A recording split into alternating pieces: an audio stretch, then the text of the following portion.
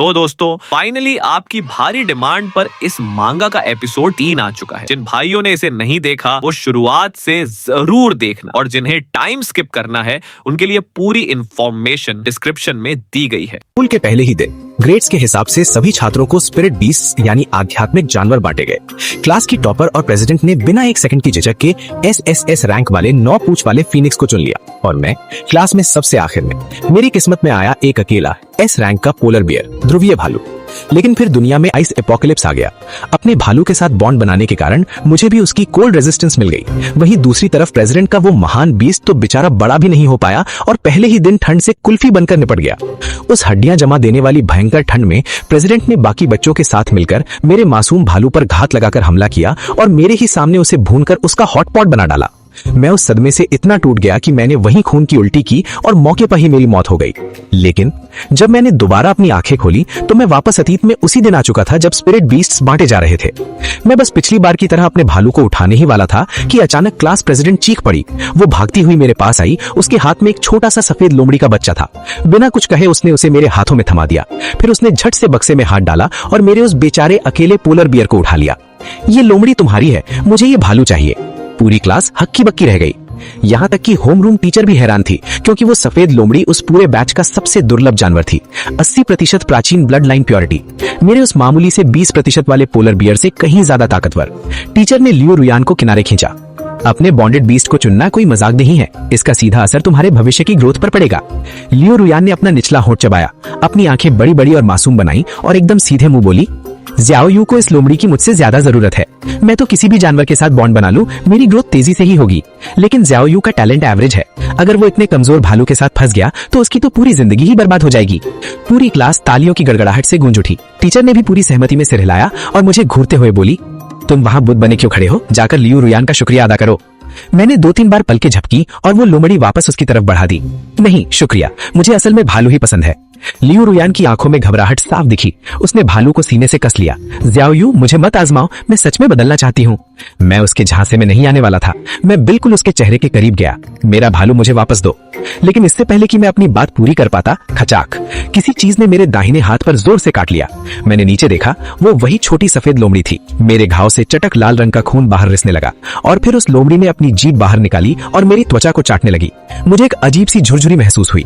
मुझे एक सफेद लोमड़ी ने जबरदस्ती बॉन्ड कर लिया था, और वो भी कोई मामूली बॉन्ड नहीं, बल्कि एक ब्लड कॉन्ट्रैक्ट, खून का सौदा, जीवन और मृत्यु का एक साथ बंधन। पूरी क्लास मुझ पर हूटिंग करने लगी। कुछ चिल्लाए कि लोमड़ी वापस कर दो, बाकी अपने जानवरों को बॉन्ड करने में लग गए। मेरे साथ कॉन्ट्रैक्ट पक्का करते ही वो लोमड़ी चक्कर खाकर मेरी बाहों में गहरी नींद सो गई। लाल चेहरे के साथ मैं सबकी बकवास सुनता रहा, लेकिन उन्हें ये नहीं पता था कि असल में मैं इस लोमड़ी को एक आंख नहीं सुहाता था। बॉन्ड होने के बाद अपना ईगो निगलकर चुपचाप अपनी सीट पर वापस जाने के अलावा मेरे पास कोई चारा नहीं था। सिर्फ मैं जानता था कि ये सो कॉल्ड कीमती लोमड़ी सिर्फ आधे महीने में एक पूरी तरह से बेकार मरी हुई बोझ में बदल जाने वाली है। रुको, सिर्फ मैं नहीं, लियो रुयान भी ये बात जानती थी। जिस पल उसने वो लोमड़ी छोड़ी और मेरे भालू के लिए मुझसे लड़ी, मुझे समझ आ गया था कि मेरी तरह उसका भी पुनर्जन्म हुआ है। पिछली जिंदगी में प्रलय आने पर तापमान -50 डिग्री हो गया था। हाई ब्लड लाइन वाले बीस्ट बहुत धीरे बड़े होते हैं, इसलिए वो दूध पीती लोमड़ी उसी दिन ठंड से जमकर मर गई। लेकिन मेरा भालू बड़ा हो चुका था और उसकी वजह से मैं उस प्रलय में सबसे ज्यादा ठंड सहने वाला इंसान बन गया था। लियो रुयान ये देखकर पागल हो गई थी।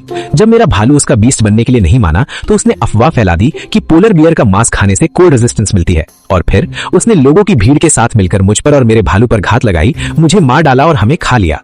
मैं भारी मन से अपने भालू को घूर रहा था। मुझे ठंड सहने की शक्ति खोने का दुख नहीं था, बल्कि ये सोचकर दिल टूट रहा था कि मेरी मासूम भालू लियो रुयान जैसी डाइन के पास फंस गई है। क्या वो उसे खाना भी देगी? लेकिन तभी उस भालू ने धीरे से सिर घुमाया और सीधा मेरी आंखों में देखा। एकदम परफेक्ट आई कांटेक्ट। और वो छोटा सा भालू, जो अभी एक खिलौने से ज्यादा बड़ा नहीं था, उसने मुझे देखकर पलकें झपकी।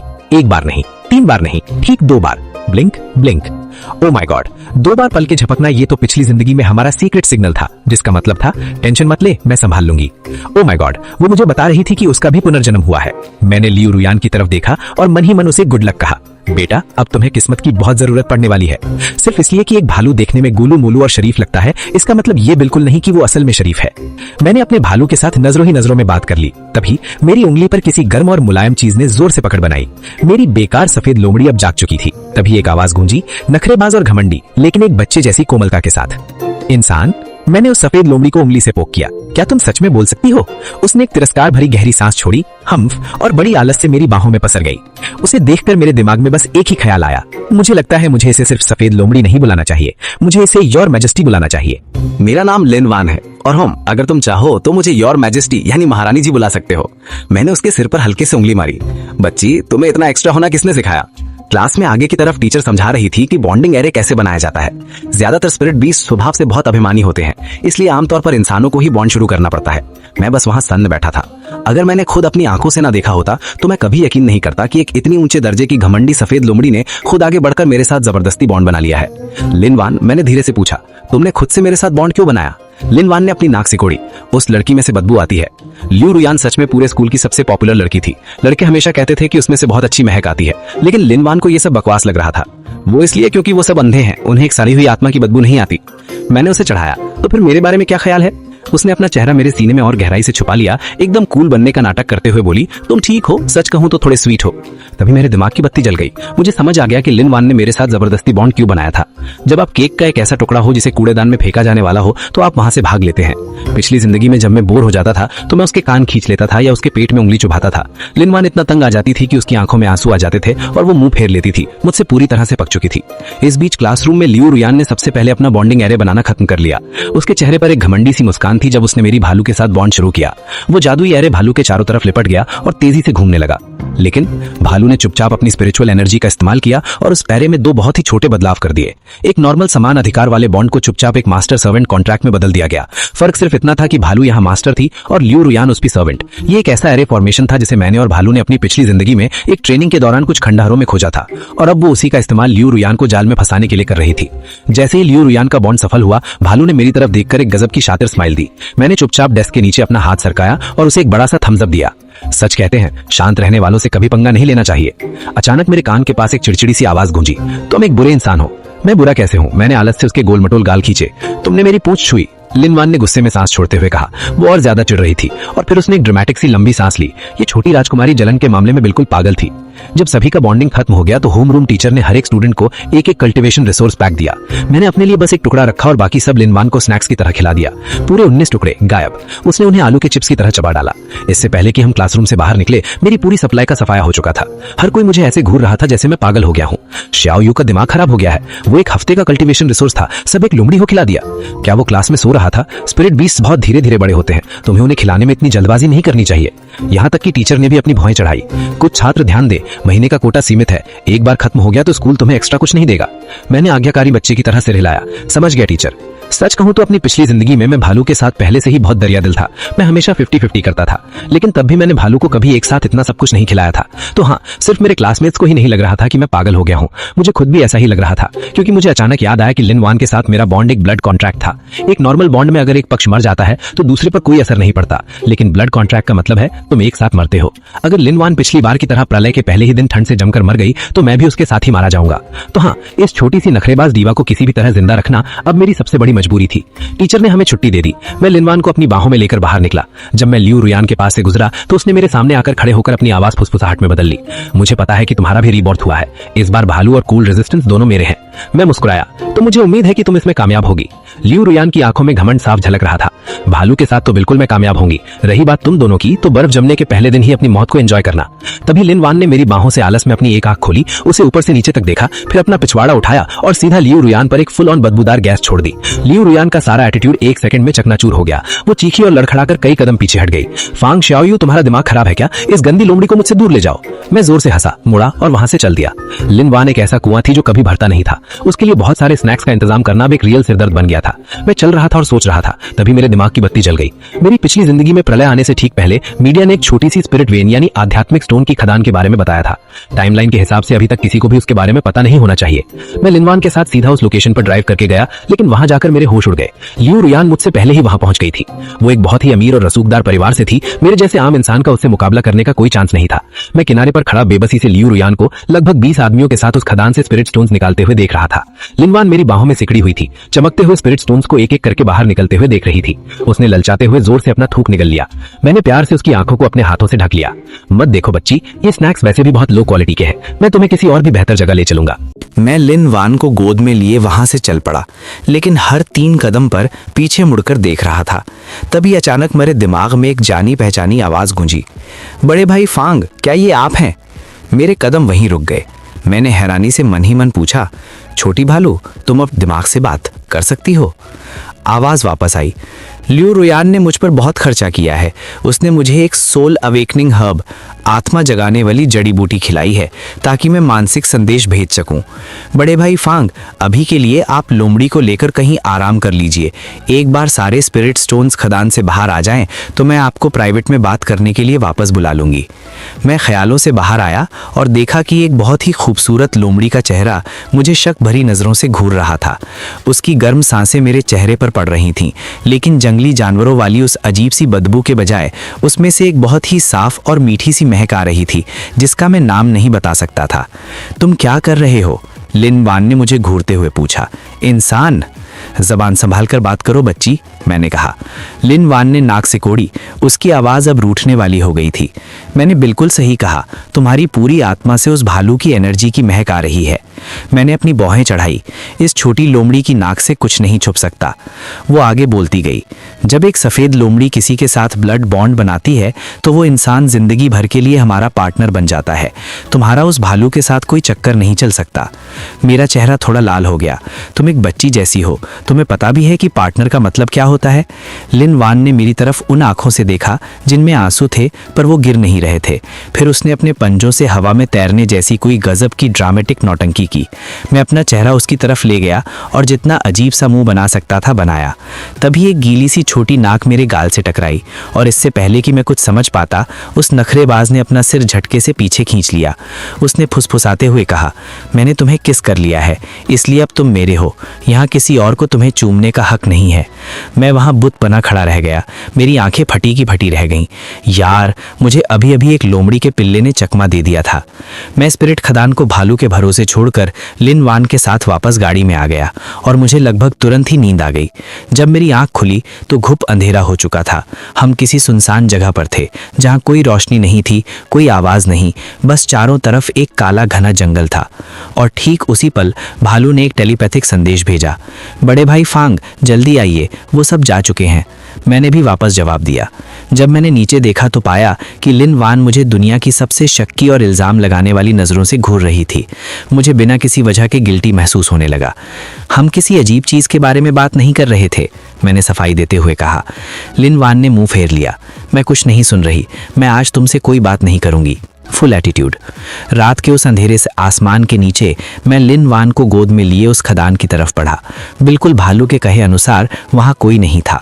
उन्होंने बस खदान को छुपाने के लिए एक कंसीलमेंट एरे, जादुई पर्दा लगा रखा था।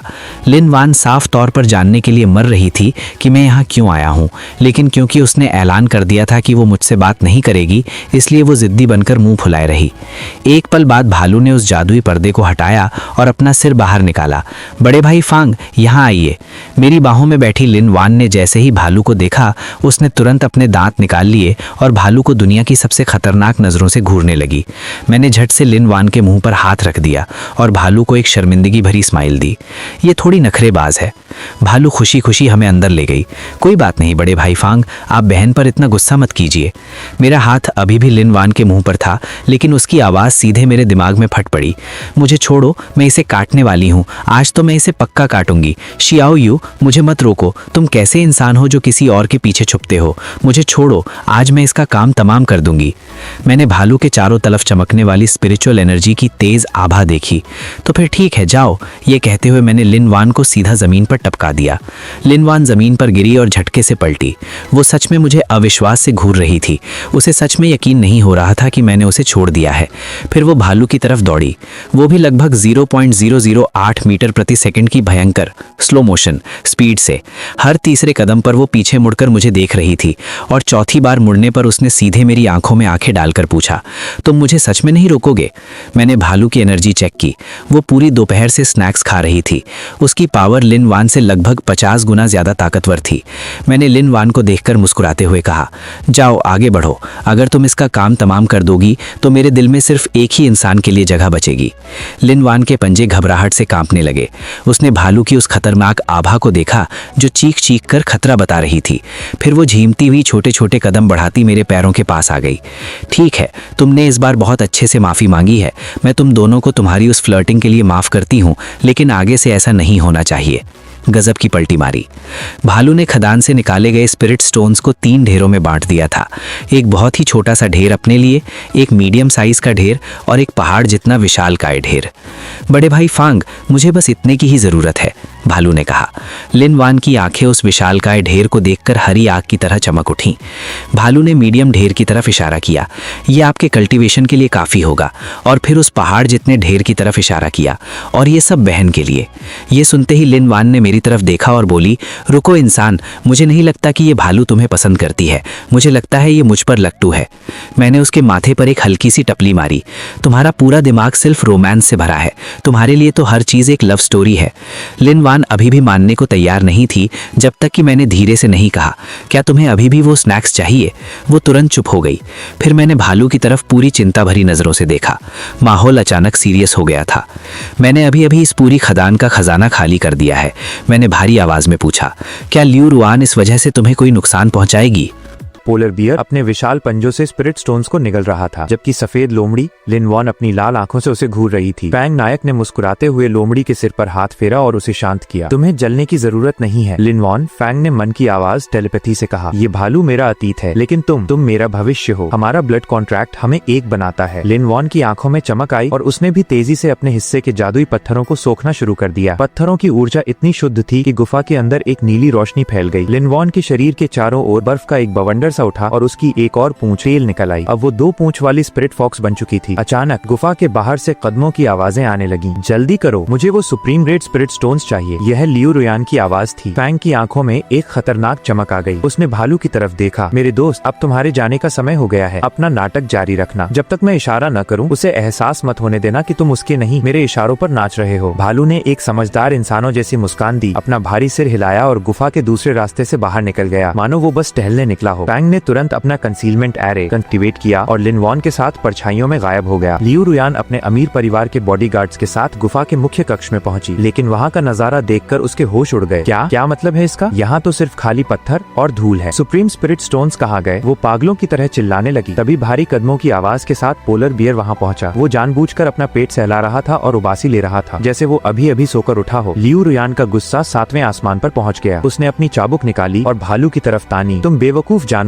मैंने तुम्हें अपनी सुरक्षा के लिए चुना था और तुम यहाँ सो रहे हो। मुझे अभी के अभी वो स्पिरिट स्टोन्स ढूंढ कर दो, वरना मैं तुम्हें भूखा मार डालूंगी। जैसे ही लियू रुयान ने भालू को आदेश देने की कोशिश की, अचानक उसके सीने में एक भयानक दर्द उठा। उसे लगा जैसे किसी ने उसके दिल पर हथौड़ा मार दिया हो। वो खांसते हुए जमीन पर गिर पड़ी और उसके मुंह से खून निकल आया। मिस लियू, उसके बॉडीगार्ड्स दौड़े। लियू रुयान हाफ रही थी। उसे समझ नहीं आ रहा था कि क्या हुआ। उसे नहीं पता था कि ये मास्टर सर्वेंट बैकलिश था, क्योंकि कॉन्ट्रैक्ट में भालू असली मास्टर था। एक नौकरानी लियू रुयान का अपने मास्टर पर चिल्लाना और उसे नुकसान पहुंचाने की सोचना खुद उसके ही शरीर को अंदर से जला रहा था। भालू ने अपनी आंखों में एक क्रूर मजाक छिपाते हुए उसे देखा और फिर मुंह फेर लिया। फैंग और लिन वान खदान से निकलकर एक ऊंची पहाड़ी पर पहुंच चुके थे। फैंग ने आसमान की तरफ देखा। जो आसमान कुछ देर पहले नीला था, वो अब भयानक रूप से काला पड़ने लगा था। हवा में एक अजीब सी सीलन और हड्डियों को कंपा देने वाली ठंडक घुलने लगी थी। ये कैसे हो सकता है? फैंग बुदबुदाया। मेरे पिछले जीवन में आइस एपोकैलिप्स आने में अभी 3 दिन बाकी थे। क्या मेरे और लियू रुयान के पुनर्जन्म ने टाइमलाइन को बदल दिया है? अचानक आसमान से एक कान फाड़ देने वाली बिजली कड़की और उसके साथ ही बर्फ के टुकड़े गिरने लगे। लेकिन ये आम बर्फ नहीं थी। ये बर्फ के टुकड़े चाकुओं की तरह तेज थे। जहाँ भी ये गिर रहे थे, चीजें पल भर में जमकर कांच की तरह टूट रही थीं। एपोकैलिप्स शुरू हो गया है। फैंग ने लिन वान को अपनी जैकेट के अंदर छिपाते हुए कहा, हमें तुरंत सेफ हाउस पहुंचना होगा। शहर का नजारा नर्क जैसा हो चुका था। गाड़ियां सड़कों पर जम गई थीं। जो लोग बाहर थे वो कुछ ही सेकंड में बर्फ की मूर्तियों में बदल गए थे। लियू रुयान का परिवार अपने अंडरग्राउंड बंकर की तरफ भाग रहा था। लियू रुयान कांप रही थी। उसने भालू को अपने पास बुलाने की कोशिश की ताकि उसकी गर्मी गर्मी से वो बच सके, लेकिन भालू जानबूझकर उससे दूर दूर चल रहा था। इधर फैंग अपने पहले से तैयार किए गए सेफ हाउस में पहुंच चुका था। ये एक स्टील और खास जंबो ग्लास से बना घर था, जिसके अंदर उसने तापमान को नियंत्रित करने वाले जादुई अरेज लगा रखे थे। कमरे के बीचों बीच पहुंचकर फैंग ने लिन वॉन को बाहर निकाला। लिन वॉन, अब समय आ गया है, खदान से मिले स्पिरिट पत्थरों की ऊर्जा को पूरी तरह से आजाद करो। लिन वॉन ने एक लंबी आवाज निकाली। उसका शरीर हवा में तैरने लगा। पूरे कमरे में एक लाल और नीली रोशनी का बवंडर छा गया। ब्लड कॉन्ट्रैक्ट के कारण लिन वॉन की ऊर्जा सीधे फैंग के शरीर में भी प्रवाहित होने लगी। फैंग की नसें उभर आईं। उसकी ताकत आम इंसानों से कई गुना बढ़ गई। वो अब लेवल 1 के कल्टीवेटर से सीधे लेवल 3 पर पहुंच चुका था। और जब रोशनी कम हुई तो फैंग के सामने एक छोटी सफेद लोमड़ी नहीं, बल्कि एक बेहद खूबसूरत लेकिन खतरनाक दिखने वाली हाफ ह्यूमन, आधा इंसान आधा जानवर लड़की खड़ी थी। उसके बाल बर्फ की तरह सफेद थे, आंखें खून की तरह लाल, और उसके पीछे 2 विशाल जादुई पूंछ लहरा रही थी। मास्टर, लिन वॉन ने एक सम्मोहक लेकिन ठंडी आवाज में कहा, मैं अब आपके दुश्मनों को चीरने के लिए तैयार हूँ। 1 हफ्ता बीत चुका था। बाहर की दुनिया पूरी तरह से बर्फ के रेगिस्तान में बदल चुकी थी। लियू रुयान के बंकर में खाना और लकड़ियां खत्म होने लगी थी। उसका पूरा परिवार ठंड से मरने की कगार पर था। हमें बाहर जाकर सप्लाईज ढूंढने होंगे, लियू रुयान के पिता ने कांपते हुए कहा। लियू रुयान की आंखों में लालच और नफरत भर आई। मुझे पता है कि हमें कहाँ जाना है। फैंग, उस लूजर ने शहर के बाहर एक मजबूत घर बनाया था। उसके पास सिर्फ एक बेकार सी सफेद लोमड़ी है। हम उसका घर छीन लेंगे और उसे उसी बर्फ में मरने के लिए फेंक देंगे, जैसे पिछले जन्म में किया था। लियू रुयान, उसके पिता, 10 हथियारों से लैस गार्ड्स और वो विशाल भालू बर्फ के तूफान को चीरते हुए फैंग के घर के बाहर पहुंचे। लियू रुयान ने फैंग के दरवाजे पर जोर से लात मारी। फैंग, बाहर निकल, अपना घर और अपना सारा खाना हमें दे दे और शायद मैं तुझे अपना नौकर बनाकर जिंदा छोड़ दूं। दरवाजा धीरे से खुला। अंदर से एक गर्म हवा का झोंका बाहर आया, जो बता रहा था कि अंदर कितनी सुख सुविधा है। फैंग आराम से बाहर निकला। उसके चेहरे पर कोई डर नहीं था, बल्कि एक शैतानी मुस्कान थी। उसके ठीक पीछे हवा में तैरती हुई लिन वॉन बाहर आई। उसकी लाल आंखों को देखकर लियू रुयान के गार्ड्स के हाथ पैर ठंडे पड़ गए। लियू रुयान, फैंग की आवाज तूफान से भी ज्यादा ठंडी थी। मुझे लगा था तुम मरने में थोड़ा और समय लगाओगी, उसे मार डालो। लियू रुयान ने चिल्लाकर अपने गार्ड्स को आदेश दिया। जैसे ही गार्ड्स आगे बढ़े, लिन वॉन ने सिर्फ अपनी एक उंगली उठाई। Absolute zero domain, absolute zero domain. पलक झपकते ही 10 गार्ड्स के शरीर के अंदर का खून जम गया और वो वहीं के वहीं बर्फ के स्टैचू बन गए। लियू रुयान की आंखें फटी की फटी रह गईं। ये असंभव है। एक बेकार लोमड़ी इतनी ताकतवर कैसे हो सकती है? वो घबराहट में पीछे हटने लगी। फिर उसने अपने भालू की तरफ देखा। तुम क्या देख रहे हो? जाओ, उस लोमड़ी को चीर डालो। तुम एक पोलर बियर हो, बर्फ के राजा। भालू ने एक कदम आगे बढ़ाया। लियू रुयान के चेहरे पर एक दुष्ट मुस्कान आ गई कि अब फैंग मारा जाएगा। लेकिन भालू फैंग पर हमला करने के बजाय फैंग के पास गया और एक पालतू कुत्ते की तरह उसके पैरों में अपना सिर रगड़ने लगा। लियू रुयान का दिमाग सुन्न पड़ गया। ये क्या है? मेरा स्पिरिट बीस्ट तुम्हारे पैरों में क्यों गिर रहा है? फैंग धीरे से आगे बढ़ा। उसने लियू रुयान की आंखों में सीधा देखा, क्योंकि लियू रुयान, वो भालू कभी तुम्हारा था ही नहीं, और अब तुम्हारे पिछले जन्म के पापों का हिसाब चुकाने का समय आ गया है।